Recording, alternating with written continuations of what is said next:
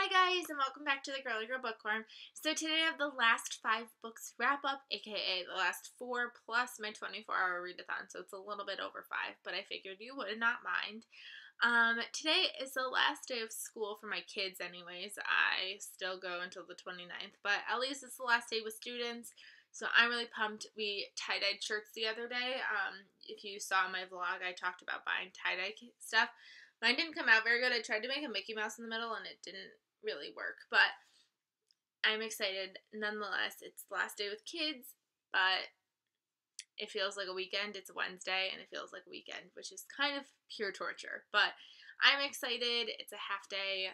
I still have to stay full day, but it's interesting. This class I will definitely miss a lot. Not that I wouldn't miss any of my other classes, but this class for sure is definitely going to stick with me for a little while.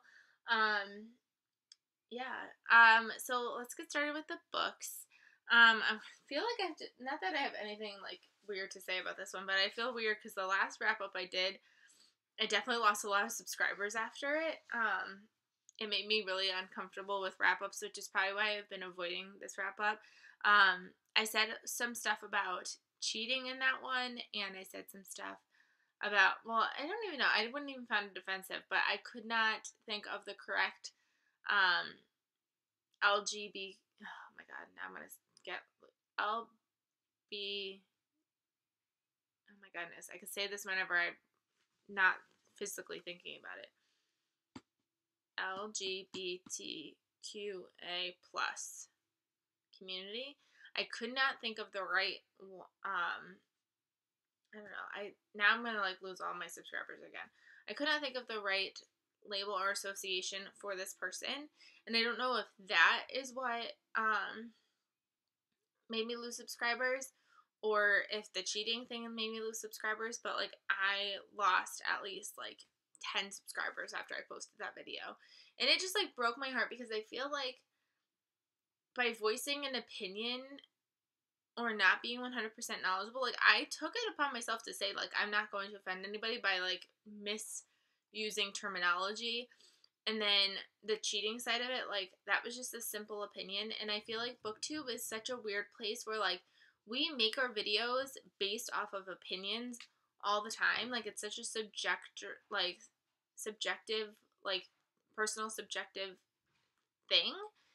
And to lose subscribers based off of one video or one comment, like, is ridiculous. Like, and I don't even feel like I said anything that was that offensive.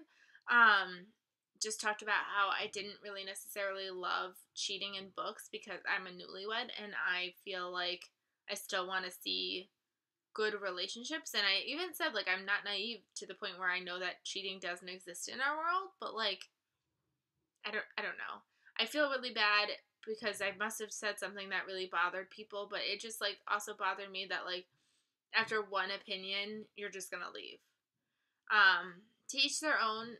That's fine with me. It's just like it rubbed me the wrong way because I remember like before I posted that video feeling like, oh my goodness, what if like I was nervous of how it was going to come across, and then it did apparently come out wrong, and then I'm like, but I shouldn't feel guilty for feeling some way that I'm feeling. I don't know.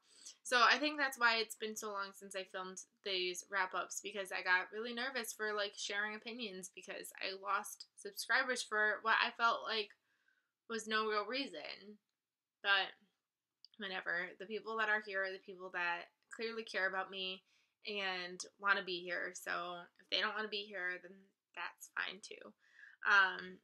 So yeah, let's just get started on this wrap up. I don't have anything like really crazy to say about any of these books, but I don't know.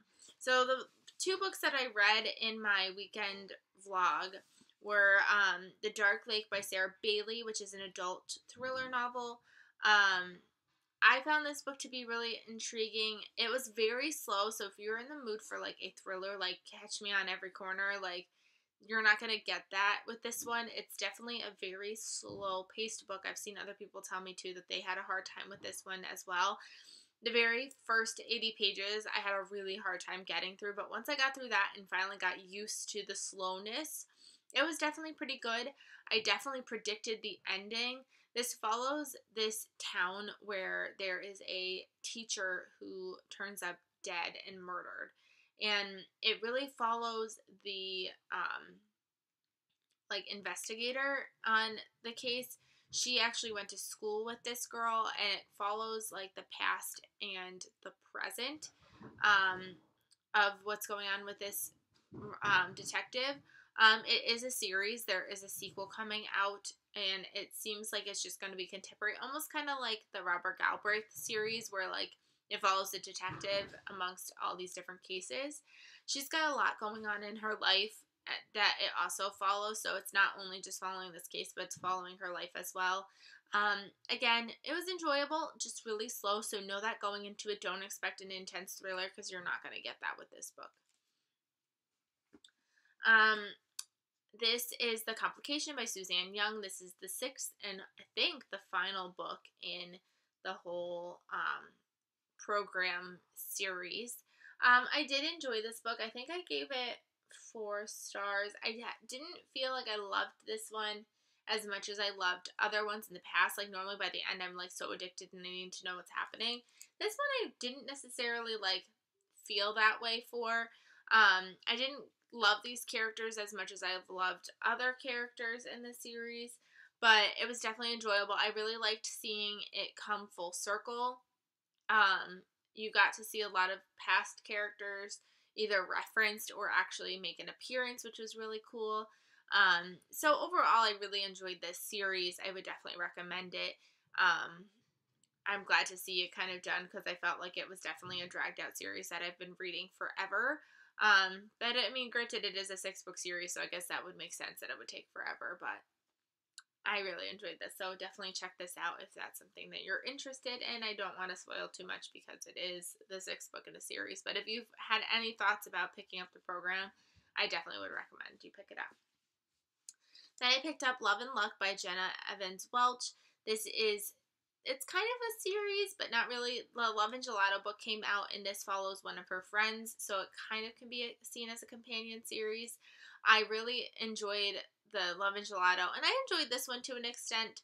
This follows her friend who is coming to actually visit her, and she has to stop in Ireland first for her aunt's wedding, and she's there with her brother and her family, and there's this like rift between her and her brother. They're fighting. We don't really know what they're fighting about at the beginning, and her mom is kind of like, stop with the fighting. Like, you are both going to Italy, and if you do not like shape up, like, and you have issues over there, like, you're going to like you're not playing sports in the fall. Like, get it together, like each other, or you're done. And turns out that there's something that ends up happening that leads them to kind of stay and explore Ireland a little bit longer than they anticipated. And I thought like the Ireland references were really, really good because I've been to Ireland. So I was like, oh my gosh, I've been there. Like, that's so cool. And like, there's this book that Addie ends up finding that like is really cute, because they do little snippets of for every time that she like gets to a new place. Like, she reads this little snippet of us like of this book, and I found myself like giggling with that. And so I really enjoyed it. I gave it 4 stars, but I did not love it. Like, there was nothing that like pushed me to that love factor. I didn't necessarily find the issue that they were fighting about to be that extreme. Like, I get it. Don't get me wrong. Like, I get it. But at the same time, like, I thought it could have been more. I think it was definitely an issue that needed to be addressed with teens, but I don't know. I wanted it to be a little bit juicier, I guess you can say. But definitely still would pick up the next one if there's a next one. I don't know if there will be, but I still really enjoyed it, and I like these covers. The covers are stunning. And then I'm just going to talk about these all at once. I did that 24-hour readathon where I read the Sisterhood of the Traveling Pants series. I continued a little bit, I did these in 25 hours instead. I did not get to the 5th book, but I did read the first 4. These are out of order. Hold on. So I still really enjoyed the first one. It was so funny to think about it compared to the movie, which I ended up watching the movies too after. And this one is so different from the movie, but still really enjoyed it. These 3 were combined to make the second movie. I don't know if you knew that, but they were combined to make the second movie. I had a really hard time reading the second book. It was really, really slow for some reason. I didn't really necessarily love it. But the minute I picked up this book, I flew through the third one. And then the fourth one is just good because it's just kind of the right before they go off, like come back from college. Is it come back from college or they're going to college? I think they're going to college. I don't know why I'm blanking. Oh no, it's the summer after the first summer of college. So this is like right before they go off to college. This is the summer after they go to college. And then I'm in the progress. I've only read 30 pages of it, but I'm reading the one that's 10 years later now. I'm so glad that I reread this series, and it was so fun to be able to go back and rewatch the movies and just re-immerse myself with these girls.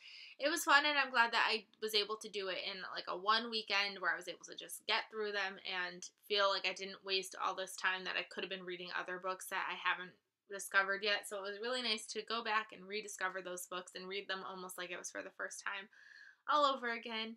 But yeah, so those are all the books that I read. I feel like I've had a really good recent like reading month ish. So I feel like I've been getting my groove back. I can't wait till I can start reading regularly again with no school for summer. I'm at 71 books so far. My goal is 100, so I only have 29 more to go. So I'm really excited that I'm definitely going to meet my goal this year. Not that I had any doubts that I would, but you just never know. Life can get in the way and things happen, but I'm on my way. How are you guys doing with your reading goal? Let me know about that. Let me know about any of these books, and I will see you guys in my next video. Bye, everybody.